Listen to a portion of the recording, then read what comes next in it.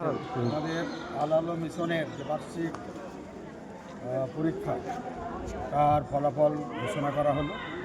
আমরা এখন আছি দশম শ্রেণীর সেন্ট অফ ক্যান্ডিডেটের সঙ্গে।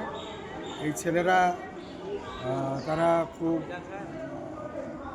ভালোভাবে পড়াশোনা করছে। আমার বিশ্বাস ইনশাল্লাহ তারা খুব ভালো রেজাল্ট করবে। আমি তাদের দোয়া করি তারা যেন ভালো রেজাল্ট করুক এবং ডাক্তার ইঞ্জিনিয়ার হয়ে নিজের পায়ে দাঁড়াক এবং বাপ মায়ের মুখে হাসি ফোটাক এবং মিশনের মুখেও হাসি ফোটাক, এই আমি দোয়া করি।